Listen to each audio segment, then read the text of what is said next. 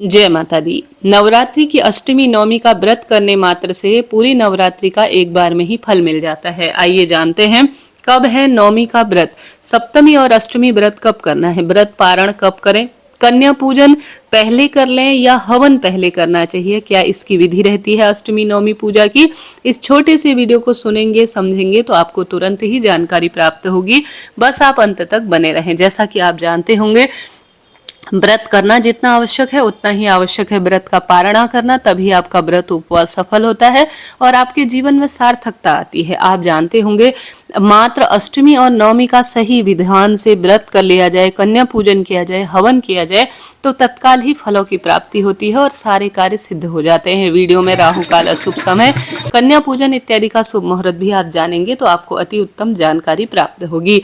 अष्टमी और नवमी पर सबसे विशेष जो भोग लगाया जाता है वह लगाया जाता है हलवा, पूड़ी और नारियल का, बताशे का, लौंग का। यह जो भोग है माता को अत्यंत प्रिय है। तो सबसे पहले सुंदर रूप में आप कन्याओं को आमंत्रित कहें, निमंत्रण देकर आए। ऐसे नहीं कि चलते फिरते कन्याओं को आप ले रहे हैं। हालांकि मजबूरी है तो आप कर सकते हैं, परंतु एक दिन पहले निमंत्रण देकर, क्योंकि कन्या साक्षात धरती पर माता के स्वरूप के रूप में कही जाती है। तो कोशिश करें कि एक दिन पहले आप 9 कन्याओं को न्योता देकर आए, साथ में एक लांगुर को भी आप न्योता देकर आए। कन्या पूजन कब करना चाहिए? देखिए, आपके घर में सप्तमी पूजी जाती है तो आप सप्तमी को पूजन कर सकते हैं। आपके यहाँ अष्टमी को पूजन होता है कन्याओं का तो आप अष्टमी को, नवमी को होता है तो नवमी को करें। परंतु आपको व्रत कब खोलना है? आपको व्रत खोलना है दशमी तक, यानी नवरात्रि कहा जाता है। तो 9 दिन और नवरात्रि का व्रत करें और दशमी को अपना व्रत खोलें। अब दशमी कब है? देखिए, दशमी आपको जरूर सुनना चाहिए कि दशमी कब है। दशमी इस बार 28 मार्च 2026 शनिवार की है और एकादशी लगने से पहले आपको व्रत खोलना चाहिए। तो शनिवार 28 तारीख को दशमी है। इसी दिन व्रत खोलेंगे हम सभी नवरात्रि के साथ आप सभी एकादशी लग जा रही है 9:45 से, तो उस दिन आप 9:45 से पहले 28 तारीख को अपने व्रत को खोल लीजिएगा। ठीक है। अब बात आती है कि दीदी सप्तमी कब है। देखिए, इस बार जो सप्तमी है वह है 25 मार्च 2026, जो है 25 तारीख को सप्तमी रहेगी, बुधवार का दिन रहेगा। अब प्रश्न आता है दीदी अष्टमी कब है। देखिए, अष्टमी इस बार कोई दुविधा की स्थिति नहीं है, दुविधा नहीं है। 26 मार्च को अष्टमी का पावन पर्व मनाया जा रहा है। बात आती है नवमी की, क्योंकि नवमी इस बार 2 दिन की दुविधा में अटकी हुई है। कोई लोग 27 की बता रहे हैं, कोई लोग 26 की बता रहे हैं। अष्टमी तिथि कब से कब तक है? अष्टमी तिथि 25 मार्च 2026 दोपहर 1:51 से शुरू है। अष्टमी तिथि का समापन 26 मार्च 2026 प्रातःकाल 11:49 के आसपास है। ऐसे में अष्टमी तिथि उदया तिथि अनुसार हमें 26 तारीख को पूर्ण रूप से प्राप्त हो रही है।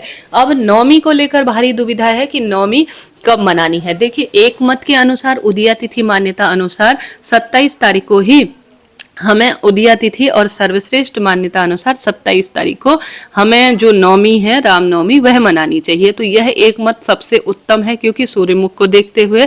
परंतु कई लोगों का मत है कि हमें मध्याह्न काल में नवमी तिथि को लेना चाहिए। तो कई लोग कई पंचांग में 26 तारीख का यानी गुरुवार का नवरात्रि का नवमी का व्रत दिया हुआ है। तो आप अपनी क्षेत्रीय मान्यता अनुसार अपने पंडित जी से पूछ सकते हैं।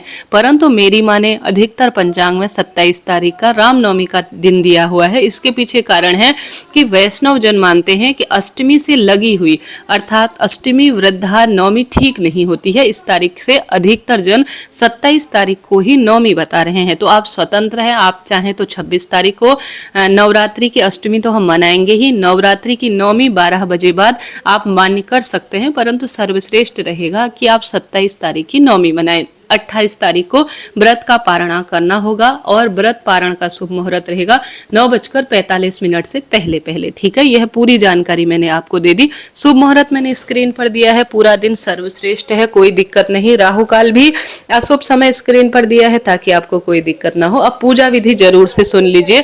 पहले जल्दी उठे, अष्टमी नवमी या आप सभी सप्तमी करें या अष्टमी को करें या नवमी को करें, परंतु कन्या पूजन करना आवश्यक होता है जिस भी घर में नवरात्रि के व्रत हो रहे होते हैं। यही सर्वश्रेष्ठ प्रक्रिया देवी भागवत पुराण और समस्त पुराणों में वर्णित है। तो एक दिन पहले कन्या को न्योता देकर आएं और कन्या पूजन में जो भोग बनता है आप जानते होंगे, चने का अर्थात काले चने, हलवा और पूड़ी, यह भोग माता को समर्पित किया जाता है। माता रानी के सभी 9 स्वरूप का आप ध्यान करें। घर के मंदिर पर सुंदर रूप में माँ को स्नान इत्यादि से निवृत्त कराएं। या देवी सर्वभूतेषु महागौरी रूपेण संस्थिता नमस्तस्ये नमस्तस्ये नमस्तस्ये नमो नमः, इन महामंत्रों का जाप करें। घर के द्वार पर दीप दान करें और जो है जल इत्यादि का छिड़काव कर कर लाल पीले रंग के वस्त्र पहने। परिवार सहित आप अगर हवन करते हैं पंडित जी को बुलाकर या स्वयं से तो उत्तम रहता है। हवन बहुत उत्तम माना जाता है। हवन सरल विधि से आप कैसे कर सकते हैं इसकी जानकारी कमेंट्स में पिन है, आप जरूर देखिए। अब कन्या पूजन कब करना होता है? देखिए, सबसे पहले आपने घर के मंदिर में आप जो भी आपके पूजा की प्रक्रिया रहती है वह करें। अन्य दिनों की अपेक्षा जैसे सुहाग सामग्री आपने नहीं चढ़ाई है तो सुहाग सामग्री समर्पित करने का प्रयत्न करें। 16 हो, 5 हो, 7 हो, 11, 21 जितनी भी हो, बाद में इन्हें आप कन्याओं को वितरित कर सकते हैं। नारियल का भोग माता को समर्पित करें। कुलदेवी के निमित्त अग्यारी इत्यादि करते हैं तो वह करें। जब हवन हो जाए, आरती हो जाए, माता को भोग प्रसाद समर्पित हो जाए, बड़ों का आशीर्वाद ले ले, तब अंत में जो है कन्या पूजन किया जाता है। चीजों को नोट करते हुए चलिएगा। 9 कन्याएं और 1 लांगुर को आमंत्रित करें। 9 से कम उम्र वाली कन्याओं को ही आप भोजन कराएं तो उत्तम रहता है। और उन कन्याओं को सुहाग सामग्री, लाल चुनरी, बताशा, हलवा, पूड़ी इनका भोग जरूर लगाएं। यही सर्वश्रेष्ठ क्रिया और सबसे सुंदर प्रक्रिया हमारे शास्त्रों में वर्णित है। तो नवरात्रि पूजा से आपको इस तरह से अपने कार्य को करना है। और दशमी पर जो शुभ मुहूर्त मैंने बताया, स्क्रीन पर भी दिया है, इसी में आप अपने व्रत का पारणा करें। आपको व्रत का पालना अष्टमी और नवमी पर नहीं करना है। 9 दिन और नवरात्रि व्रत करने के बाद दशमी की सुबह एकादशी शुरू होने से पहले पहले अपने व्रत को आपको खोल लेना चाहिए। तो इस तरह से मैंने आपको पूरी बात बताई नवरात्रि से संबंधित। आशा है, उम्मीद है आपके लिए जानकारी उपयोगी रही होगी।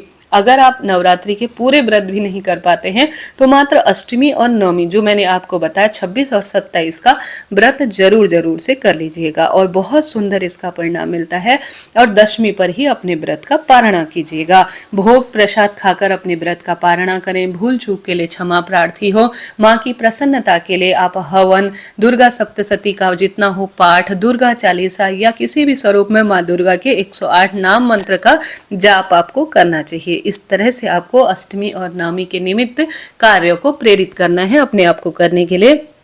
आप मन में सोचेंगे कि मुझे हवन खुद से करना है या पंडित जी को कराना है या व्रत करना है या दुर्गा सप्तशती पाठ करना है, तो आपसे स्वयं ही वह कार्य स्वतः ही हो जाएगा। इसका अनंत अनंत गुना लाभ हमारे वेद शास्त्रों में कहा गया है। शास्त्र प्रमाण कहता है अष्टमी और नवमी का व्रत करने से महागौरी कुल देवी मैया बहुत प्रसन्न होती हैं, वह सौभाग्य देती हैं और दुख दारिद्रता का इससे स्वतः ही अंत हो जाता है।